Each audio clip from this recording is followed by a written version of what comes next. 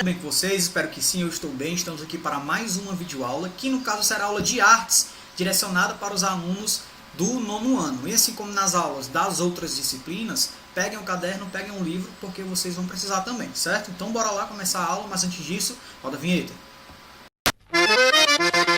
Anote o número.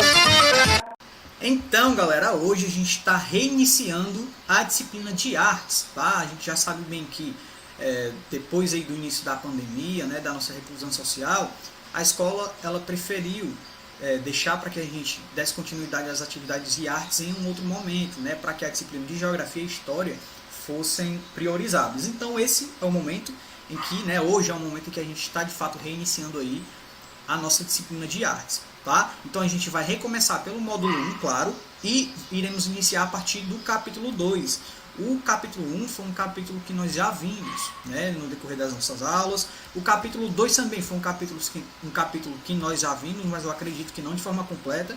Então a gente vai reiniciar, claro, a partir do capítulo 2, dando continuidade aí à nossa disciplina de artes. Tá? Então o capítulo 2 ele vai falar de arte como representação, né? Um capítulo introdutório, de certa forma, aí, sobre a arte no nosso cotidiano. Então a gente vai procurar entender o uso da arte como representação da realidade, além de procurar entender também alguns elementos de composição das artes visuais. Então é isso que a gente vai ver no decorrer desse capítulo aqui. É um capítulo tranquilo, em que a gente consegue, inclusive, finalizar o capítulo hoje, né? Um capítulo bem tranquilo, uma disciplina bem tranquila, bem interessante, inclusive, de se estudar. Então, bora lá iniciar. Então, galera, a gente sabe que no decorrer do desenvolvimento da humanidade, claro, as coisas, os objetos, né, eles não permanecem o mesmo para sempre, certo? Então eles passam também aí por mudanças, e é claro que com a arte isso não seria diferente. A arte, sem dúvida nenhuma, passou por mudanças, sim, por evoluções aí com o decorrer dos séculos, tá? Além disso, né, agora aqui no primeiro momento da nossa discussão, a gente procura trazer essa discussão na perspectiva histórica para a gente entender como é que se deu essa evolução aí da arte, né, quais foram as técnicas usadas em determinado período do tempo, enfim. Então a gente precisa entender isso, a gente precisa de fato contextualizar, né? Para a gente entender arte, a gente precisa fazer essa contextualização aí. O que era que a gente tinha ali no período barroco, aproximadamente no século XVII? A gente tinha principalmente, galera, a representação, né? A partir da arte, a gente tinha a representação das atividades relacionadas à religião, né? A gente tinha nas pinturas o quê? A representação da igreja, a representação dos grandes monarcas também, né? Então o período barroco ele foi regido por isso.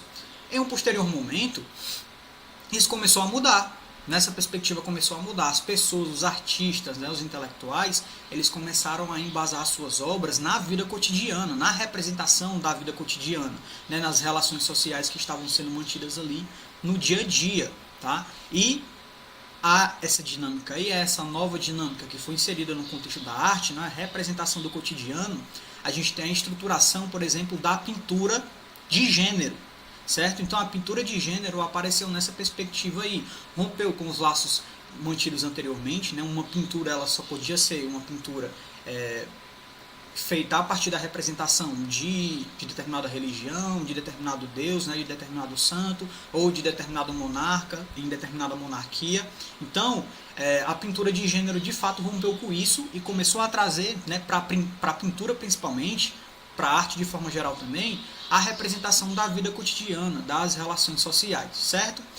A pintura de gênero ela ganhou força a partir de algumas perspectivas. Claro, o pensamento da população, né, começou a mudar também, e lógico, ali naquele momento a gente tinha uma certa crise, a gente teve uma certa crise da igreja, tá? Então a gente teve a criação, a gente teve o aparecimento dos protestantes, né? A igreja protestante ela de fato começou a se estruturar e as pinturas nas igrejas católicas principalmente começaram a cair. Então os pintores eles de certa forma tiveram que se reinventar. Olha, a gente de fato não está conseguindo estruturar o nosso trabalho nas igrejas, então a gente precisa mudar a nossa perspectiva. Então eles começaram a fazer a pintura da vida cotidiana, certo?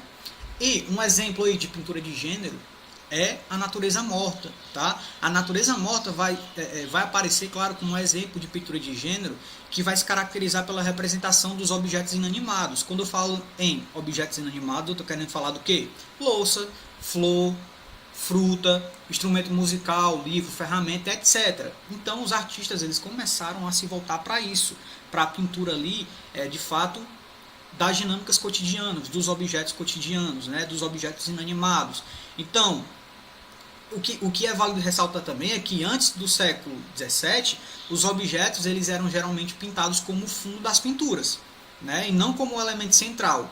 Depois aí da inserção da pintura de gênero, da mudança de perspectiva, da mudança de paradigma, esses objetos eles começaram a aparecer de fato como elementos centrais. E aí na tela de vocês a gente já percebe, né, um pintor que se destacou na produção da natureza morta foi o Paul Cézanne, no caso, né? Então ele criou aí diversas composições com maçã em suas obras, né? Os objetos eles não estão dispostos da forma como geralmente eram encontrados, né, na vida cotidiana aí, mas são organizados principalmente esteticamente para serem pintados, ou seja, o principal objetivo foi pintar esse objeto inanimado, né, a fruta, a garrafa, o vidro, certo? Além disso, outra forma de pintura de gênero também, galera, é a pintura da paisagem, certo?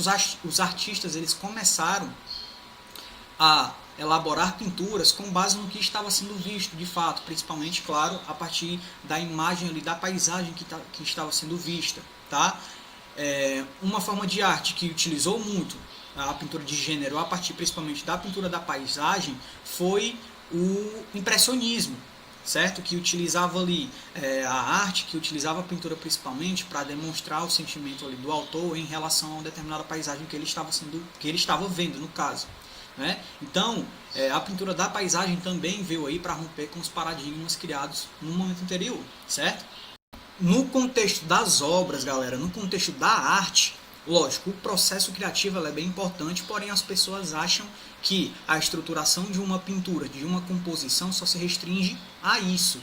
Né? Porém, isso não é uma realidade. Existe, claro, todo o processo de organização ali para que uma obra ela, de fato seja estruturada, certo? Então, há essa organização aí em que o autor ele vai delimitar em qual momento ele vai ocupar um determinado espaço na sua pintura, ou em qual determinado momento ele vai utilizar determinada tinta, coisas desse tipo.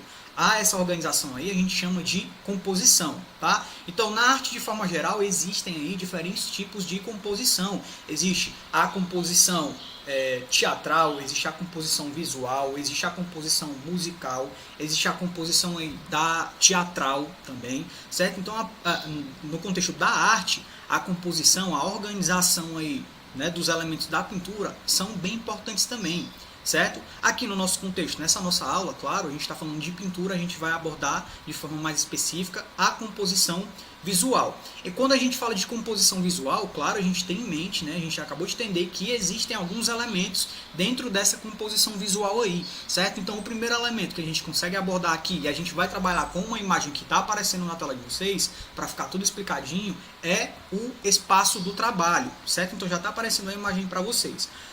Esse elemento, o espaço do trabalho, o que seria? Galera, o próprio nome já sugere, é o espaço delimitado ali para se criar a obra, certo? Então, pode ser do tamanho do suporte, né? No caso do suporte da folha, da tela, do tecido, ou pode ser delimitado por uma margem ou borda. Nessa obra aí que a gente vê, né, que é intitulada Mãos Desenhando, o artista ele vai propor uma ilusão visual. Então, ele vai criar um espaço de trabalho dentro do espaço de trabalho. Né? Qual é o espaço de trabalho dele, de forma geral? É a folha, não é isso? Então ele vai criar uma folha dentro de uma folha, ou seja, ele está criando ali um espaço de trabalho dentro do espaço de trabalho, ou seja, o que é que ele faz aqui? Ó? Ele desenha uma folha de papel em cima de uma mesa, né? E faz mãos e o lápis desenhando, né? Desenhados, ultrapassarem aí o espaço do trabalho. Então a gente consegue materializar isso. Um outro elemento, além do espaço do trabalho, é a forma, certo? Então, quando a gente olha ao nosso redor, a gente percebe que tudo tem uma forma, claro. Então, se nós formos aí a uma loja comprar uma cadeira, por exemplo, a gente percebe que esse objeto em diferentes formatos, existem diferentes formatos, porém, sempre existirão características básicas ligadas à sua função e ao nosso reconhecimento daquele objeto como uma cadeira, não é isso? Então, Outra forma que conhecemos muito, inclusive, é a forma geométrica. Então, ela é utilizada em matemática, claro, mas também está presente em nossas vidas, não é? Então, quando a gente percebe nas características básicas da cadeira, a gente pode pensar em formas geométricas que sempre se repetem nela, como a base da cadeira, né? Para começar a criar uma cadeira, a gente precisa estruturar primeiro o quê? A base, as 4 pernas, principalmente, né? Geralmente que aparecem nas cadeiras, claro, né? Então, finalmente, existe também a forma abstrata, cuja função prática, normalmente, a gente não consegue reconhecer, até porque é uma pintura abstrata, é uma arte abstrata, o próprio nome já está sugerindo ali, algo difícil de definir, no caso, certo? Então, se a gente observar essa pintura que está sendo reproduzida, a gente consegue perceber algumas formas geométricas, como esfera, cilindro, como cone, né? Então a gente consegue materializar isso, certo? Uma outra perspectiva que a gente tem, um outro elemento, são os espaços vazios, tá? Os espaços vazios, claro, gente, o próprio nome já está sugerindo também, né? São espaços com pouco ou nenhum preenchimento, né? Que são percebidos como um fundo, geralmente. Se as formas elas são vistas como figuras, os espaços entre as formas são o quê? Espaços vazios, né, que, entre aspas, não estão ali recebendo nenhum desenho, não está recebendo nenhum tipo de contorno ali por cima. Então são espaços vazios de fato. Então esses espaços eles podem estar preenchidos com uma cor, com uma textura, como uma parede ao fundo de um céu azul, por exemplo. É um espaço vazio, né? Então esses espaços vazios eles são importantes para dar equilíbrio às composições e para provocarem também um certo conforto ao olhar, né? Se a gente perceber aqui no espaço vazio nessa obra de mão desenhada que está aparecendo para vocês, a gente consegue materializar isso, né? Até porque se tudo aí tivesse preenchido, provavelmente o artista ele não conseguiria dar aquela noção de tonalidade, aquela noção de profundidade também na pintura, né? Então é importante que esses espaços vazios eles estejam presentes para compor de fato a pintura, certo? Então aqui a gente conseguiu observar os principais elementos, né, que vão compor aí, claro, a composição visual, certo? E para a gente concluir aqui o nosso pensamento de forma geral, né, um conteúdo introdutório de fato, um conteúdo simples aí, sem grande complexidade, a gente sabe que para estruturar uma pintura, como por exemplo da natureza morta ou a estruturação, a pintura de uma paisagem, a construção de uma paisagem, a gente pode utilizar diferentes ferramentas, aí, diferentes técnicas de fato para estruturar a nossa pintura, certo? Então o objetivo agora vai ser entender essas técnicas de pintura de fato e a gente, claro, vai materializar a partir de uma imagem que está aparecendo aí para vocês, tá? Uma das ferramentas, né, uma das técnicas em que a gente pode estruturar uma pintura é a partir do que, galera? A forma mais simples que a gente geralmente conhece, que as crianças geralmente mais usam. O lápis de cor, né? Então, quando a gente usa o lápis de cor, a gente tem que perceber, claro, como está a sua ponta, né? Muitas vezes a gente começa a pintar com o lápis apontado, com a ponta bem fininha, né? E durante a pintura ali, a ponta ela vai ficando larga e arredondada, o que vai causar um resultado diferente na pintura. Então, com o lápis de cor, é possível utilizar algumas técnicas, certo? Uma das técnicas que a gente consegue perceber aí na imagem é o tracejado, certo? Então a gente pode pintar deixando aparecer o traço, e esse traço ele pode ser linear, com linhas retas, ou um ao lado do outro, por exemplo. Ele pode ser cruzado também, com linhas retas sobrepostas, ou podem ser circulares, né? sobrepondo aí diversos círculos e traços arredondados. Uma outra técnica é a técnica de pintura a partir das camadas, né? Que é o uso que é usado mais de uma cor, no caso, que vão ser aplicados aí sobre a outra camada. Então, primeiro, a gente vai aplicar uma primeira cor, usando uma direção específica, né, para o traçado, e depois a gente vai aplicar uma segunda cor, usando outra direção para o traçado, certo? Ou seja, a gente tem uma sobreposição de camadas aí, certo? Uma outra técnica também é o sombreamento, que é a variação ali da pressão aplicada na ponta do lápis. Então, com essa técnica, a gente consegue iniciar pintando com mais força e aos poucos vai deixando o traço mais leve. Então, é utilizado para dar a impressão de variação de luz, né? E, para finalizar aqui a nossa pintura a partir do lápis de cor, a gente tem um polimento, né, que é o uso do lápis branco por cima de outra cor. Então, após pintar uma imagem com o uso de pressão, você pode usar o lápis branco para que a cor de baixo fique mais homogênea, né, preenchendo assim os espaços mais brancos do papel, principalmente. Se não quiser o efeito esbranquiçado, você pode pintar novamente com um lápis colorido, né, sobre o branco, certo? Então, a partir disso, a gente tem uma variação aí de cor, principalmente, tá? Uma outra forma de pintar, além do lápis de cor e as suas técnicas, a gente pode também usar a tinta acrílica, né? Então, a tinta acrílica é normalmente utilizada por quem prefere uma tinta solúvel em água, né? E que seque rapidamente. Então, a tinta a óleo, ao contrário, só é solúvel com solventes específicos, né? E demora mais dias para secar. Então, a tinta acrílica aí aparece como uma alternativa, certo? Quais são as técnicas usadas? Primeiro, é feito o quê? A ordem da pintura, né? Então, ao pintar com tinta, você deve começar com o que está mais ao fundo, né? Se, por exemplo, estiver pintando paisagem, você pode começar pintando o céu, né? Ao pintar o que está no fundo, você deve decidir se deixará o espaço em branco para o que está à frente ou pintar esse elemento por cima da tinta de fundo, certo? Então, para pintar um pássaro, por exemplo, você pode deixar o formato do pássaro vazio ou pintar o pássaro por cima da tinta de fundo, certo? Então, para isso, espere a outra tinta secar, obviamente. Então, quando a tinta passada por cima é mais clara, possivelmente a cor de fundo vai mudar um pouco, né? O pigmento da cor aplicada em cima ela vai variar um pouco, certo? Então, essa aí é uma das técnicas, né, quando a gente fala em ordem de pintura. E uma outra técnica é a transparência, né? Como a tinta acrílica ela é mais solúvel em água, você pode experimentar dissolvê-la, né, e pintar com a tinta menos concentrada.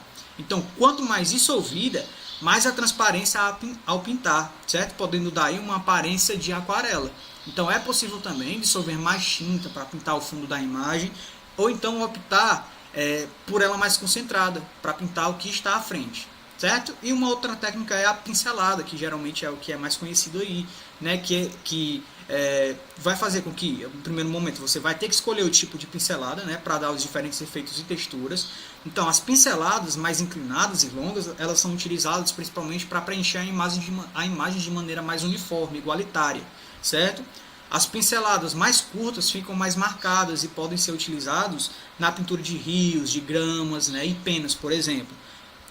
Em pequenas folhas, né, flores ou estrelas, a gente pode utilizar por meio da batida da ponta do pincel de leve na superfície do suporte essa técnica, certo? Então fica mais fácil aí para estruturar essa pintura, tranquilo?